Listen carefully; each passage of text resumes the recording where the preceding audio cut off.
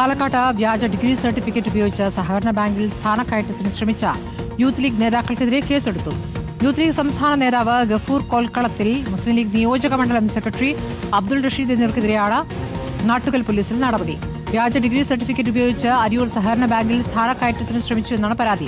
പാലക്കാട് മണ്ണാർക്കാട് സമീപമുള്ള അരിയൂർ സർവീസ് സഹകരണ ബാങ്കിലെ ജീവനക്കാരാണ് മുസ്ലിം യൂത്ത് ലീഗിന്റെ സംസ്ഥാന സെക്രട്ടറി ആയിട്ടുള്ള ഗഫൂർ കോൽക്കളത്തിലും അതുപോലെ തന്നെ നിയോജക മണ്ഡലം സെക്രട്ടറി ആയിട്ടുള്ള അബ്ദുൾ റഷീദ് എന്നിവർ ഈ ബാങ്കിലെ ജോലിയുടെ സ്ഥാനക്കയറ്റത്തിന് വേണ്ടി ഒരു വ്യാജ ബിരുദ സർട്ടിഫിക്കറ്റ് ഉപയോഗിച്ചു എന്നുള്ളതാണ് ഇപ്പോൾ സഹകരണ വകുപ്പിന്റെ അന്വേഷണത്തിൽ കണ്ടെത്തിയിരിക്കുന്നത്. ഈ അന്വേഷണത്തിന്റെ അടിസ്ഥാനത്തിൽ സഹകരണ വകുപ്പിന്റെ ജോയിന്റ് രജിസ്ട്രാറും അതുപോലെ തന്നെ അസിസ്റ്റന്റ് രജിസ്ട്രാറും നൽകി പരാതിയിലാണ് ഗഫൂർ കോൽക്കളത്തിനെതിരെയും അതുപോലെ തന്നെ അബ്ദുൾ റഷീദിനെതിരെയും ഇപ്പോൾ നാട്ടുകൽ പോലീസ് കേസ് എടുത്തിരിക്കുന്നത്.